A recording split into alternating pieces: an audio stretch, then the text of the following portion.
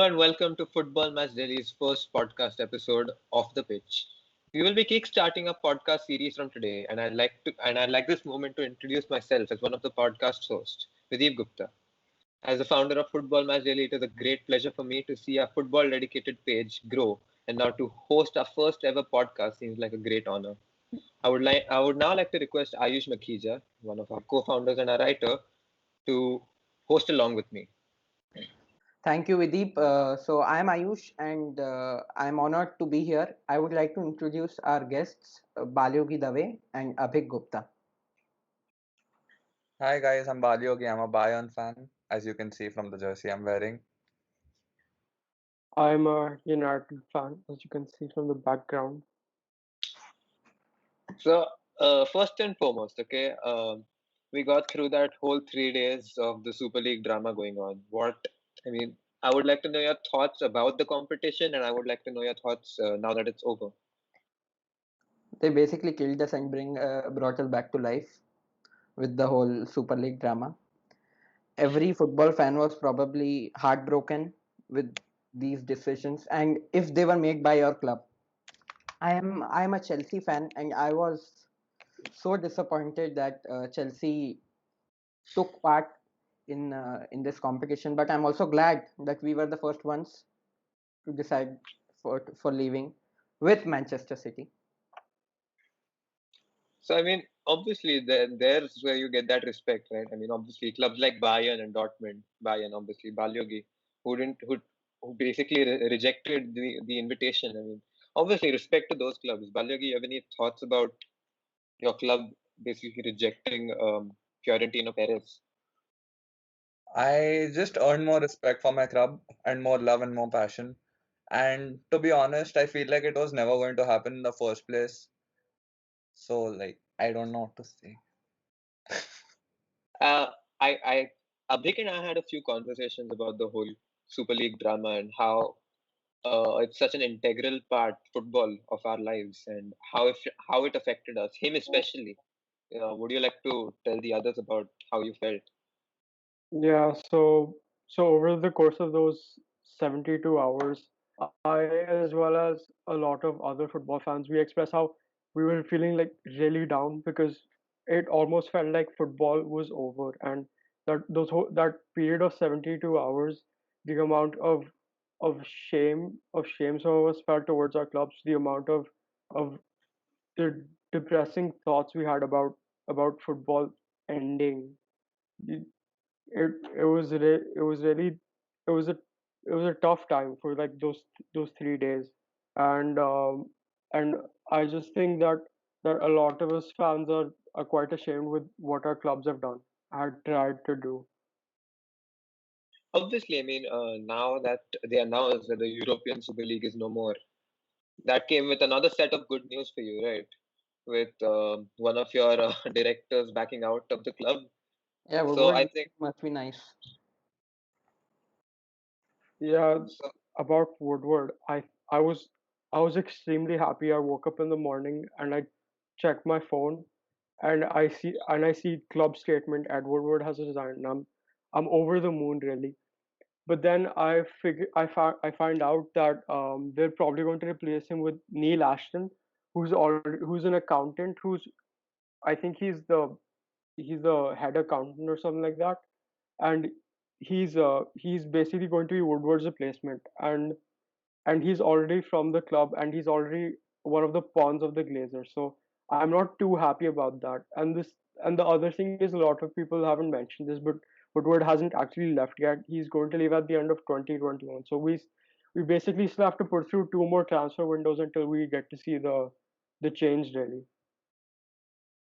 Um, about the board of directors, um, I don't see a future for any of the American owners at this point. With my club, Liverpool, especially having American owners, despite giving a public apology, I really don't stand by them anymore. Especially when the team, when the coach, they spoke against him. That earned me a little respect from my fellow fans, from y'all, that my club spoke against my owners, and well, obviously, I mean, that made me feel a little bit happy. And I think that's where we have to kick in the 50+1 rule, right, for the ownership of a club, which Yes. is already implemented with clubs like Bayern or basically all German teams. Where do you all stand on the 50+1 rule? I See, feel like it's a good thing because see, as far as I am aware, football is filled with corruption to like a disgusting extent. So when you look at the Premier League clubs and you look at the ownerships, they're always like, as Abhik just said, they're going to appoint Neil Ashton, who's already in the club. So obviously they're gonna appoint someone who they trust because how else will they get rid of their money? How else will they get rid of the black money? Is what I mean. They will not appoint someone in a high position if they don't trust that person. That's just how it is. So I feel like corruption isn't going to we're not going to get rid of corruption anytime soon. see, even with the 50+1 rule, it's not necessary that the corruption goes, because Real Madrid is a 50+1 uh, club, and Perez was the chairman for this whole Super League thing. So that's not the only solution which there is, but it's a really good idea overall. For me, my stance on the 50+1 rule is that I think uh, adding that to English football, especially for the big six, it would be incredible. It would be honestly incredible because for the whole league, you won't have teams. No offense to Man City, but you won't have teams all of a sudden getting taken over and then they get a ton of money and they just dominate the entire league. You won't see that happening. That's one thing, that everything stays fair. The second thing is that a lot of the corrupt owners, especially in the case of Kroenke, FSG, and the Glazers, they're going to be gone. But like Balyogi said, you won't you won't you can't get rid of corruption in football, right? Because you have all these other bodies which you can't really change the ownership of. So my stance on the 50+1 rule is that it's good and it should be implemented, but it won't it won't cause as much change as some people think it will. Okay, Another thing with the another thing with the 50+1 rule is, if suppose in a German league, Bayern will have a much better, more money than any other 50+1 rule club, because they have more fans. So if you have more fans, you are basically, you are leading with money and everywhere, because of the 50+1 rule. That's one problem with that rule, in my opinion. while we're still talking about corruption, what are your thoughts on the salary cap? I mean, one thing after the whole Super League scenario was that, I mean, during the Super League scenario was that to implement NFL style salary caps, which meant that you could only have a particular amount of money to spend. You couldn't spend a pound over that. So, I mean, what are your thoughts on that? I think personally that a salary cap isn't a good idea in an industry as big as football, because because player salaries, they've increased over time because the sport itself has grown, and I think it would be wrong to do that, because if you have a salary cap, that means you can't that means players can't demand higher wages, as we've seen, like Haaland. There's rumors of Haaland asking for a million pounds a week, which is insane. But I feel like that's one way of looking at things. But the second way of looking at things, if you don't pay that amount of money to the player, instead that money goes to the owners, and you aren't really investing it on the club. So I think that wages should be decided on how big the industry is and what the marketability value is, as well as a few other things. But that should be based on the player rather than a salary cap. But if you were to define, I mean, define the players' wages on the industry, wouldn't that mean that players like Mbappe and Haaland earn as much as players from, suppose, Fulham? Doesn't that mean that? No, I definitely don't think so, because Mbappe and Haaland, ev- even non people who aren't football fans, they know those names because they have such high marketability value. And when you have such high marketability value, you you have the right to demand higher wages if you have that value. And say someone from Fulham, like can't think of any player off the top of my head, but you really that's the whole thing. I can't name any players off the top of my head because because they don't have that marketability value. Like you get what I mean. So Yeah, yeah. the value lies in that as well. Salary caps in football, Balyogi, good or bad? I think it's bad because if you're going to pay someone from Fulham and someone from Man United, let's see, you have a Man United star, you have Paul Pogba, you're going to pay him the same as someone from even Leeds, let's say Patrick Bamford, you're going to pay them the same. That's absurd to me. They don't have the same skill set, they don't have the same marketability value as a big said. It's just absurd. You can't do that. It's unfair to the That players. They will that not want to was join your team. that was one of the rules that Perez was eager to implement in the Super League. So maybe when the clubs were of similar stature, like the Big 12 that broke away, maybe then. No, because still you still have a Messi, you still have a Ronaldo. Do you see the difference between players like them and other players? Even from Bayern, even from my own team, let's say we were a part of that league, we were a part of ESL. So we have players like Kingsley Coman and Gnabry. They are good, they're very good, but they're not of Ronaldo's level, not of Messi's level, not Griezmann's level. You can't pay them the same. That's Arsenal my and Spurs were in the Super League. David Luiz doesn't deserve a salary like Messi or exactly. Ronaldo. Yeah. That's But the whole point.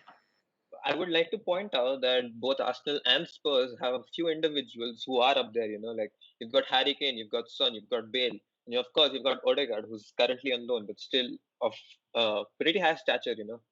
Yeah. But again, I don't think the majority agreed with the salary cap then. They don't agree with it now. While we're on that, the Champions League new format. Have you all gone through it? Yes, yes, we have. Yes, I've seen it. And Sort of. we've got it for the for the viewers right here.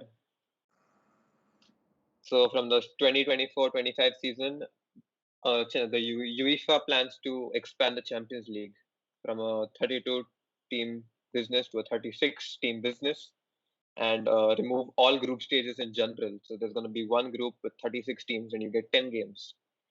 And obviously, what um, the controversy was that right now the top four teams qualify nonetheless, right, from each league. Uh, Teams qualify according to the UEFA stature. That means even if Spurs or Arsenal maybe ended up finishing sixth or seventh, they would still go through, rather than Leicester or maybe West Ham, or currently in the top four, they wouldn't go through. Then obviously we've got in the one group, we've got the top 8 teams qualifying directly for the round of 16, while teams who finish after that go through more double-legged games, which means increasing the workload on players. And obviously, with all of these extra games, the UEFA plans to add approximately 100 more games. 100 more games, and for teams that are already going through injury crisis right now, already, even when there aren't 100 more games, I mean, that would just add to the squad depth again, and some teams maybe not having that much of a squad depth. So the new Champions League format, yes or no? Definitely no. UEFA was so against the Super League, and they are basically doing the same thing. It's better than the Super League, but it's still shit. If you see Liverpool, with all of your players were injured all season. It could be because of pre-season, but still, if they go for this, it will only get worse. Abhik, any thoughts? Um, Towards the new Champions League format, I feel that there's some sort of backstory behind it, related to the Super League as well, because you because the whole point of the Super League was more big teams will get to play against each other, and like Klopp said, more games, more money, but also more injuries, right? So so I'm definitely against it, but at the same time, I definitely see the value that the clubs see, and the similarity between the Super League and the new Champions League format. Balyogi? Again, I agree with Abhik here. There's some kind of backstory to it. Maybe it could be that they never planned to actually, take on the ESL, the Super League. Maybe it was just to, paint a nicer picture of the new Champions League format. But what I do think is it's just a money grabbing technique at the end of the day. And the extra games are really going to hurt teams like Bayern and Liverpool most because we play a very high intensity game. Under Klopp, you must have realized the intensity that's increased over the years. That is exactly why our players are getting injured. They don't have that level of fitness. And now when you need to add squad depth, since it's money grabbing, even though if you're getting the money, what's the point if your top players are getting injured and you can replace them with lower level players? That is not what we as fans want. We want to see top quality football, not lower quality football. I'd rather have the young replacements, nurture and then watch them in the near future than have them also play like this and get injured. And the bigger problem is that they are snatching the positions away from smaller teams. Suppose for this season, Arsenal and Spurs would have qualified for Champions League if it would have been implemented for this season. That's so unfair. I think Arsenal is 11th. So See, all the I think teams are I just think what UEFA is trying to do right now is getting the top four richest clubs from each league to qualify immediately, right? That's what I think they're doing, because if you see, UEFA and Spurs rank quite high on the UEFA coefficient chart. So even though West Ham and Leicester aren't really there, they're still they're still quite realistically in the top four, right, in the Premier League right now. yes. So wouldn't we want to see more of underdog stories from Leicester, from West Ham, from going from nowhere to maybe the round of 16, the quarterfinals, like we saw Porto this season? I mean, Hmm. those are the kind of stories you want to see, right? Exactly. Now the Big Six have a wild card. They can play shit all season and they'll still qualify for the Champions League. Whereas Leicester will struggle and they still can't do it. While we're still talking about the leagues in general, we've got a couple of league races going on right now in the Liga 1 and in the La Liga, and of course the top four race in the Premier League. So let's get Liga 1 out. Let's talk about them. PSG aren't leading anymore, are they? No one thought that this was going to happen at the start of the season. That was truly shocking, and it still feels shocking, even though it's been a long time since we know that PSG is not really doing good in their domestic leagues. Yeah, You about the Liga, I think it's really interesting how PSG have done so well in the Champions League. Obviously, they've just knocked Bayern out, which seemed pretty much impossible at the start of the season. But I find it very interesting that they aren't miles above the current leaders who are Lille, who are only 1 point ahead of them. So I find that very interesting with the Pochettino situation. But it's not like it's over. PSG still has a chance. They're only Of course. point behind see, the leaders. I don't even mean to say that PSG aren't first. That's not what I mean. What I mean is that for the first time, PSG aren't dominating the league. Yeah. You see, we've got at least four teams still there for the title. Yeah, You got Monaco Lyon, is you got there, Monaco, you LOS got is there, PSG, and you got Lyon. Lille. There's quite literally four teams who can still win it. Yeah. And I think that's the spirit of football. That's basically, you can put it in the Super League and put it in the new Champions League format. These clubs wouldn't have the same opportunities there, would there? PSG would still maybe come fourth and still get invited to the Super League every season. Yeah, that's the beauty of football. You can have smaller teams beating the bigger teams, and when you don't expect it. With the whole Super League situation, nobody really cares who beats who because the Glazers, Kroenke, Perez, they just get their money from playing matches. They don't actually care if they qualify or not. And this will make football predictable. You will always know that these big teams will come. One of them will win, whichever has more money. And then one day they'll decide that we don't want these 12 teams, let's make six leagues. A team for like a league for six teams only, and it just keeps on going. See, maybe you take. Let me take Liverpool for example. Until last weekend, before the Super League was announced, I was quite confident. West Ham had dropped points. We could finally get back into the top four. Then the Super League was announced. Then I thought maybe I should support Leeds for their game against Liverpool. I supported Leeds. Leeds got a point through that game. We didn't make top four. and then they said that the Super League would be no more, and then now I'm regretting that I was supporting Leeds that entire time. Yeah, but While your support could have, didn't change the result, right? Like, even if you wouldn't have Leeds, we're still gonna get obviously, but that's basically what I mean. You know, I have a point to make on leagues like Bundesliga and Liga because we usually have just one champion every year. I don't know about Italy because Juventus just seems like they're not doing well anywhere, so I'm not going to make any statements on that.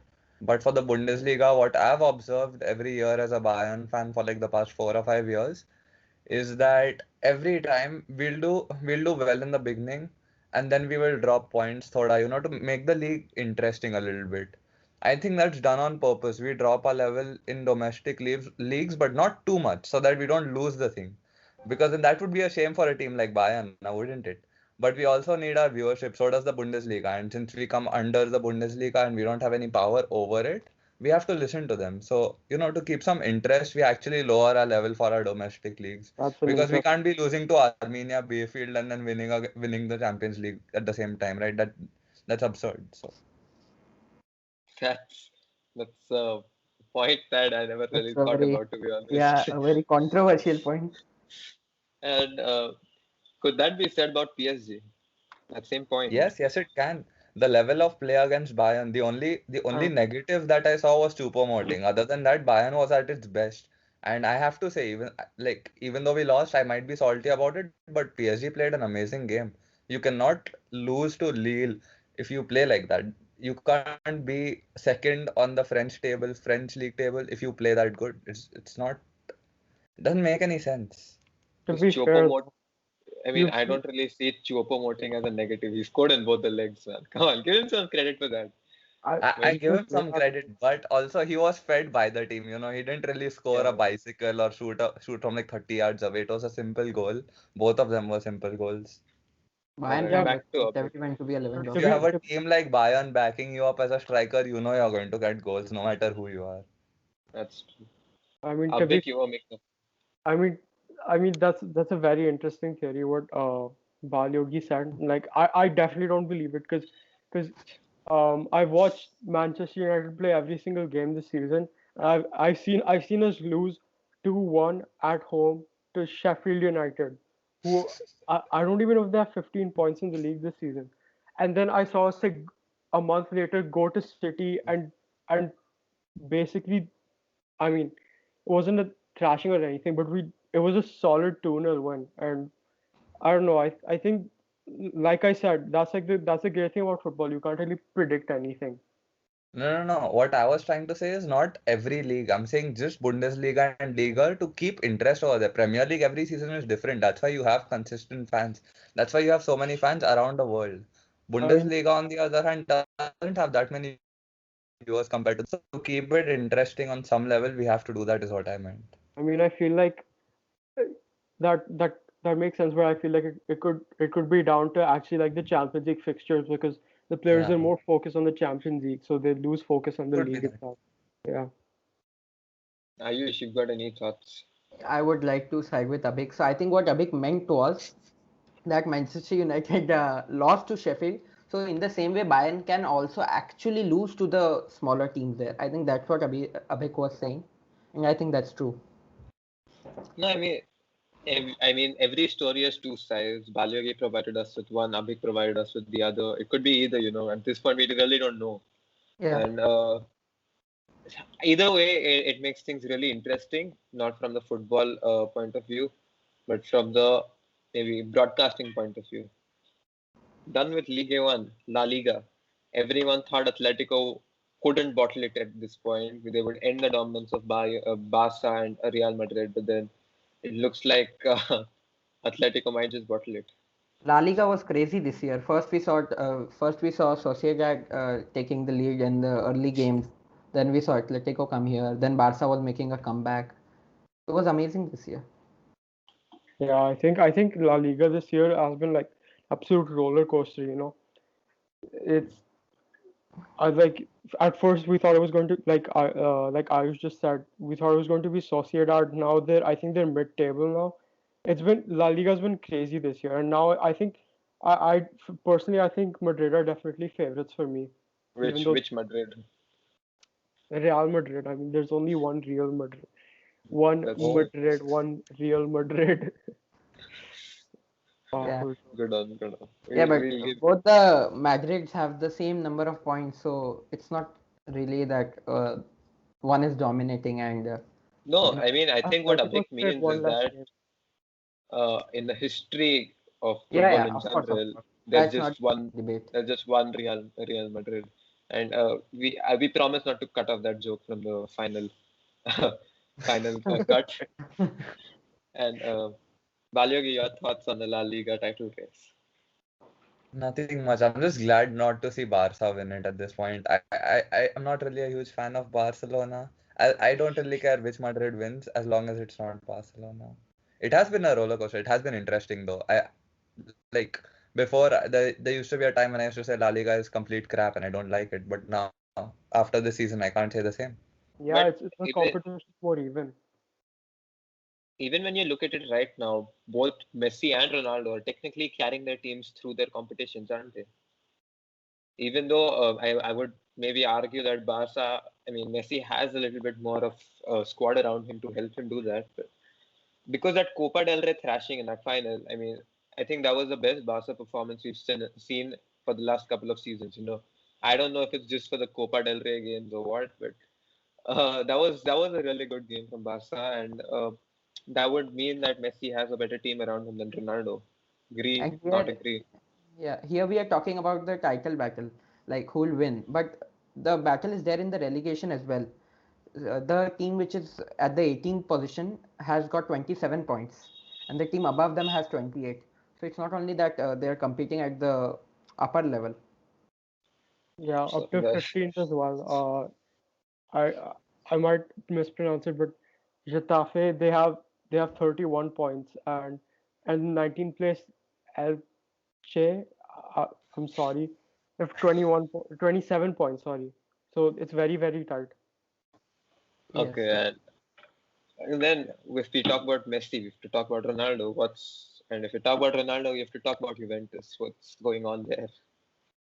Just a disappointment at this point. I What's think Inter Milan performing? is way ahead of Juventus right now. Like at Yes, I least mean, five, yes. 6 points away. 10 points Yeah, maybe. it's an I Inter think boss. I think Juventus just lost to Atlanta on the weekend. I think that was supposed to be, um, I think, a title or a top four defining game, and they basically lost that one. So I think, does Ronaldo have to go? Basically, does he have to Yes. leave? Yes. Definitely.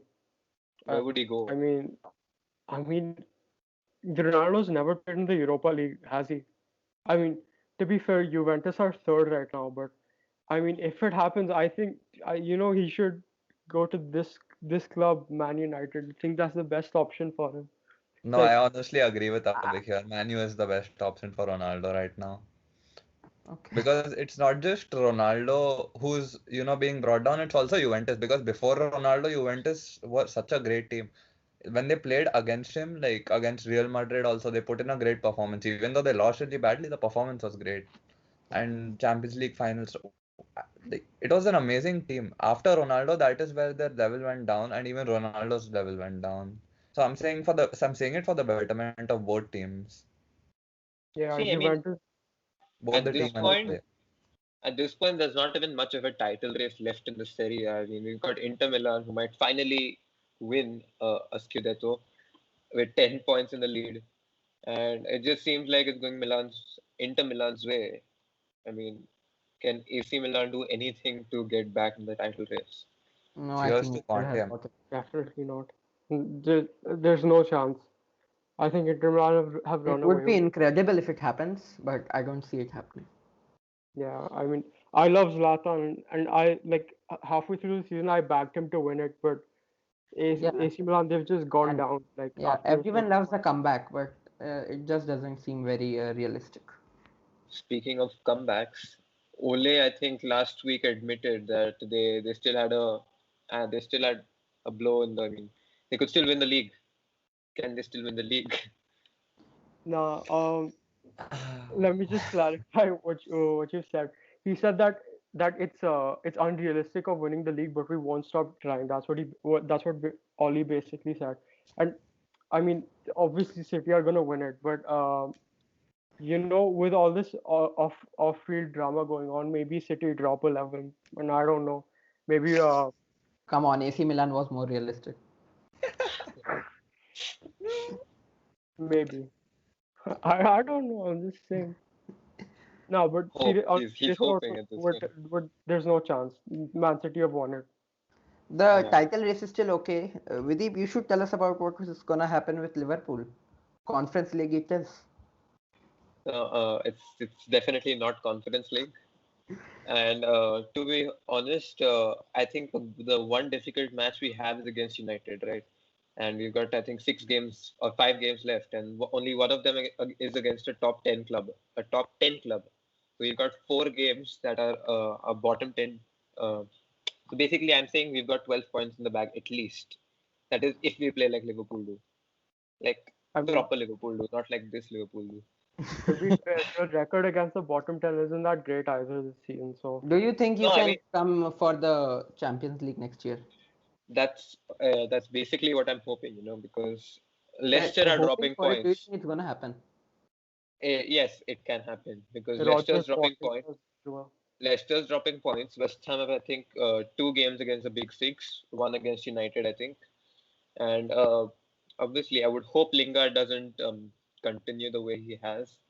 I mean, it's again a two-side story. My FPL hopes that Lingard gets the points, but my real life team obviously against Lingard scoring, not him in general.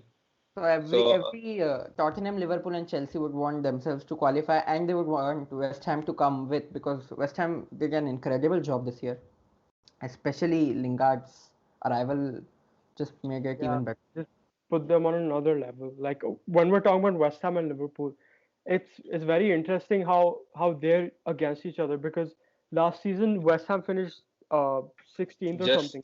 just just to, just to, I mean, I think one above the relegation zone. Yeah, and it was very, very tight. And now we're seeing West Ham in fifth and Liverpool in seventh. Like nobody would have seen this happening.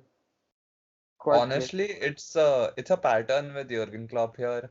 When he was with Mainz, when he was with Dortmund, he did a really good job with his players. No doubt about it. That's the thing. He does it for 4 or 5 seasons, and then what happens is that his players get physically overwhelmed with the type of football he plays. I've seen some analysis videos, and this is what I've seen. So apparently, every time this happens, when he was at Mainz, he took them into the Bundesliga from Bundesliga 2, which is a very difficult thing to do. They had nothing. He got them and he turned them into a proper Bundesliga club. Then again with Dortmund, he reached the Champions League final. He won the Bundesliga despite Bayern's dominance, which is very respectable for even though there are rivals. A huge amount of respect for him.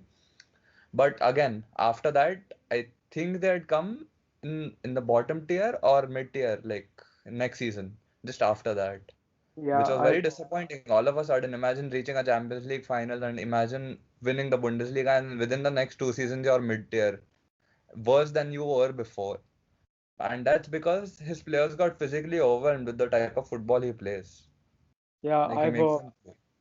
I've heard of this concept called a fourth season syndrome, and it does I don't think it applies to all managers, but we've seen it happen with Pep. Obviously, last season City came second, but they were significantly behind Liverpool, and they they weren't great throughout the whole season, and it was Pep's fourth season at City. So there's this concept with high intensity teams called fourth season syndrome. I've read a few things about it. So yeah, I agree with you. It's burnout basically. Yeah, Guardiola went through that in Barcelona as well. In his fourth season, I think he dropped a lot of points in his fourth season. I'm not Yeah. You know, sure. I mean, I don't really want to be as, I mean, that I'm supporting my club, but here I do want to come to Jurgen's rescue because, see, not to his rescue exactly, but then when we were 3-1 down in the first leg to Real Madrid, people expected him to change tactics, go to a 4-2-3-1, more attacking formation against this Real Madrid in the second leg. Uh, they didn't. Klopp stuck with his 4-3-3 despite lot of criticism from the fans, from pundits all around the world, and it didn't work, right? It ended 0-all. You couldn't get the ball into the net, could you? I mean, agreed, there were a few chances that they could have converted, but it didn't work. So I think keeping things fresh for the players, for the fans, it works for the betterment of the club. Yeah, and Klopp used to play the same team again and again for every game. You could see the same attack, same midfield. Jota came in, it changed a bit of things, but still, it was a very So predictable lineup every time. Ayush, your Premier League top four prediction. Yeah, I see Leicester and Chelsea going with it, and I would hope that it stays that way, as Chelsea have improved a lot since Tuchel's arrival, and yeah, I guess. A big. For me, I think the top three is going to stay the same, but I'm gonna back Jailings the and his gang. To, I'm not gonna say that again. Don't worry. I'm gonna back West Ham to come fourth ahead of Chelsea. I'll agree. Your top four predictions for Premier League. Again, Leicester and Chelsea. West Ham are doing a great job, but I don't think they can match what Tuchel's brought to the table and what Leicester already has. Since 2016, they've been doing really well. Honestly, I can't see West Ham making it top four. Sorry, Abhi. Um, Uh, I to be would fair, say, to be yeah, fair, go ahead. that's around 56 points with one game in hand over Chelsea and West Ham. And Chelsea and West Ham are on the same games played and same points. So if that changes your opinion, No, it doesn't. I still think Tuchel's Chelsea is doing a really great job. I get why you want to back Lingard a bit, but it does not change the fact that we are in the Champions League semi-finals right now. yeah. See, to be honest, this is about next season, Ayush. So just stay away. Anyway, I would say City and United, obviously, but the way Leicester keep losing out on the key players, I would. I mean, I'm a huge supporter of the way Leicester play, but then I'm just hoping that they wear out once again. I don't. I'm sure that's not a very good thing to say, but I hope that happens. And West Ham obviously have a couple of difficult games in hand, so I'd go for Chelsea and Liverpool. I don't think Liverpool is even in the contention. No, they are. Yeah, I don't think so. I think they're a couple of points below you. So He Yeah, has but to say. He has to there's say that. West Ham and Spurs in between. You know the couple of points. it's Spurs. It's not even Mourinho's Spurs at this point. Come on, man. Okay, but What was his name? again, Ryan not Giggs. Liverpool. Like Ryan, you're hoping Yeah. for Leicester to go and West Ham to go and Spurs to go below you, and then it just sounds too good to be true, don't you think? It's no, no. important to support your club during these times, Ayush. I hope you remember very well saying Chelsea would win against Yeah, a certain Bayern Munich. yeah, Yes, sure. I did Yeah, forgot to I worry. don't think you can blame him here. So, So Okay. okay, we've got our predictions for the Premier League. Let's go for the Serie A. Serie A. Who's winning Serie A? I think we will pass I, that. Inter Milan is gonna take there's no So the point title discussing after a this. long everyone time. I everyone think. unanimously agrees Inter Milan's winning the Yeah. Yeah, uh, definitely. league. Cheers to Conte, man. What a man. That's true. Incredible. Liga, Liga. Who's winning that? PSG. Yeah, I'm backing PSG as well. Yeah, I'm going to go with PSG as well, but I would not very much like I that. Same. No I'd one would I'd like. I I'd think. love it for Monaco or Lille to take it away, but I don't see it happening. Yeah. See, I think all of us end up backing PSG because we end up seeing only their reputation, right? We haven't really seen Lille play because, to be honest, who watches the Liga? And None of us. so we really don't know how Lille play. And the fact that they're top of the table gives me some hope that they can hold out that lead, and I'd go for Lille, despite the being in the, I mean, not the majority. Anyway, La Liga, who's winning La Liga? Real Madrid. Yeah, Real Madrid for me. I think Real Madrid is gonna win it, but I would love it if Barcelona can do something and, Why Barcelona? Come on. Why Barcelona? I feel sympathy for Messi sometimes, and that's why I would really want him to win it this year. Okay, we've got two guys for Real Madrid. We've got one for Barca, and we've got one Atletico. What happened? Fine, fine. I'd go for Atletico first. First. I'm sorry. This is because I don't like Madrid anymore. They made us play on their training ground, and I don't like that. Uh, and Atletico because I have respect for them for kind of beating us at Anfield with our fans. Obviously, So you have not the respect best for reason. Atletico because they beat you, and you are not liking Madrid because they beat you. Yeah, you make no I mean, sense. it's not the best reason, but what I mean is Atletico. And to be honest, the Real Madrid defeat is a little more closer to the heart. That was round of 16. This was quarterfinals. So, Yeah. Okay. Yeah. I mean, back to the Bundesliga then. I mean, we all know it's Bayern, but I, I am hoping any other club goes through. Keep How many hoping. I points don't are get any Bayern hope led for the now? club. It just seems too far-fetched.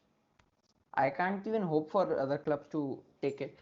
I hate when Bayern wins, but you can't really do anything. Six back. Yeah, Okay, okay. my Yeah. internet weird. So what were you saying about Bayern, Abhi? Um, yeah, before the internet thing, Bayern 10 points ahead. So yeah, I don't see anybody else winning it. 10? I See, think they're. Yeah, okay, 10, Yeah, yeah. they're 10 points ahead. I was hoping for Leipzig before the Leipzig Bayern game, but then of course that didn't go the way I expected it to. So it's Bayern now. I mean, I just know that if a new Bundesliga season begins, I hope Borussia Dortmund can do it this time. I thought they'd do it this time. That Sancho, that they finally had a fit Royce. They had Haaland. That for some reason, Everyone likes to see Bayern lose and Dortmund win for some reason. Everyone loves Dortmund. No, for me, I I wouldn't think say. it's different. Oh, Because I have a personal agenda against Dortmund because of what happened last summer regarding Sancho. I I just don't like Dortmund. And Uh, I've started to like Bayern a lot because of the way they play. So I want Bayern to win. Abik, by last summer, do you mean the last 3 summers? What do you mean? like they've The been trying Sancho for Sancho sagas. since the last. And there's No, rumors to you're be going to go again, so that would make 4 summers. So no, I don't remember that happening during the after the 18-19 season, but we were so strongly linked him.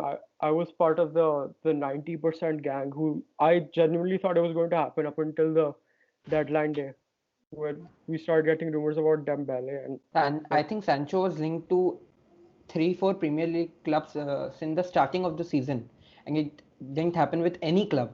That was really shocking because he was the most popular name in the transfer list. I don't see Dortmund winning it anytime soon, especially with players like Sancho and Haaland, because they will leave. Why would they ever stay at a team like Dortmund? yeah. They're not going to win it anytime soon. Even though we are without Lewandowski right now, he will make a comeback. And even if we lose any key players, we're Bayern. We make up for it in our own ways. see, I mean, We have that kind of discipline. Yeah, I don't I'm, like that. the only reason I'm fond of Dortmund is because of the the way they treat their youngsters. You look at Bellingham. They if they have to get a youngster, they'll get the youngster. Or they'll nurture the youngster, and that's what I like about Dortmund. That's why I hope that Dortmund win. But then obviously Dortmund don't win. And that's why I really don't like Bayern. I like the way Bayern play, but then I don't like Bayern keep winning. I mean, we may not even see them in the Champions League next year. And that says something, doesn't it? Yeah, in Unfortunately, Bundesliga, if you can't even come in the top 4 teams, it really says something about you. especially with Haaland and Sancho. Exactly. Yeah, So now that we've covered all the domestic leagues, what are your Champions League semi-final predictions? Someone, I just not okay, okay. everyone, Abhi, go on, someone. Abhi, go on. Okay. I think I think PSG have too much firepower up front to not beat Man City. I mean, Man City have a really good defense, but I mean, they've I think that the City curse is going to go on for another season. So I back PSG to get to the finals, and for Chelsea versus Real Madrid, I think Real Madrid are in such good form right now, and when Real Madrid get to that point in the season where they hit that form, they're nearly unbeatable. So Aren't in good form, excuse me. I said they are. They Are, are. my bad, sorry, I misheard. Yeah. Balyagi. Yeah, so I was gonna say, before the whole ESL thing, I would have supported Man City, but then now that the ESL's happened, and before a Bayern fan, I am first a football fan, and I don't appreciate that kind of disrespect to the football fans. So I will back PSG on this one. And on the other side, since both the teams agreed to join the ESL, I would I would love for RMA to win, but I still think it would be Chelsea's Tuchel's team, Tuchel's Chelsea. I don't know what I'm saying, but Tuchel's Chelsea will go through with it. I Uh, think the exact opposite of that. I think I would obviously love for Chelsea to win for obvious reasons, but I don't see it happening for some reason. I just don't. I don't trust Chelsea to do anything like that against Real Madrid. So who do you think will win the league that way? Manchester City, in my opinion. I think I don't want them to, of course. I would, if I would, I'm backing PSG, but I think City is gonna win it. See, I Fine. mean, if you support an English club, you wouldn't want City to win because that would mean they would get the treble. Yeah, I'm And saying I'm obviously, backing PSG to win, but I think City is gonna win it. and I would like to. I mean, I think that Chelsea would go through against Madrid because of how flexible they've been under Tuchel. They've shifted formations with ease. They can go from a 3-4-3 to a 4-3-3 to a 4-2-3-1 with quite ease. And you've got players like Mason Mount who can play literally anywhere on that pitch. Then you've got Kai Havertz who's been adjusting as a striker, I believe, for the last few games instead of Werner. Okay, And I'm really liking this podcast now. Can I just say about the whole Man City treble thing? Um, Winning a Carabao Cup, Premier League and a Champions League, it's not really a trouble because Carabao Cup. No, hear me out. Because look, the FA Cup, it's like 730 something teams, and it's like so many tiers of football. It means so much for all the clubs that are involved in it, and it's the oldest competition in history. So I feel like the FA Cup has so much more value than say a Carabao Cup. Personally, for me, See, a treble, Carabao Cup is a Mickey Mouse trophy. So a treble win with a FA Cup is definitely more valuable, but treble with Carabao Cup is still a treble. It's still three that's trophies. Yeah, so I mean, unfortunately technically it's that's still a that's the treble. reality. Yeah, technically, City but won it like would a have couple been trebles now. more valuable if they had gotten to the FA Cup finals instead of the Carabao Cup. You Oh see, you yeah, see how Ayush keeps highlighting that indirectly they beat City in the FA Cup semi-final. It's so sneaky, but Let's assume that's the Champions League final we are gonna get this year as well. no, I think it's a PSG Chelsea final and PSG winning it. No, I assume that I'm talking about the result. I don't care about the teams.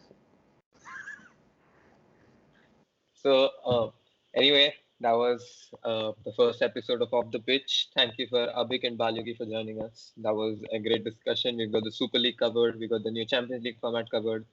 Obviously, Ayush, that was great opinions from your clearly biased Chelsea mind. But I it was can't. fun nonetheless. It was fun nonetheless. Respect to Chelsea City, respect to Bayern, and obviously cheers to United for getting rid of And Edward Woodward. also, even though I would not like to do this, but respect to Henderson and his team as yeah. well for coming together against this bullshit. Yeah. Strong terms used there. Anyway, this this was a great episode. If Abhik, Palyogi, you all want to say anything to wrap things up? I just want to say that the '99 Manchester United trouble team will always be the greatest team in English football, regardless of who wins what Mickey Mouse trophies. So, So that's a great way to wrap things up. Balaji, you have any ending thoughts? Nothing. I just hope that we as fans can fight together against the new Champions League format like we did for the ESL. And I hope we can have a normal Champions League back and end with this corruption. Just, it won't end, but at least, we have to do something about it. We can't just sit there and not do anything, right? So as fans, I feel like it's our responsibility to keep football safe from the I mean, corruption. for the first time ever, I think I saw a majority of football fans in general finally agreeing about something, and that gave me a good feeling, because that means that football in general, it gives you more than rivalries in between, right?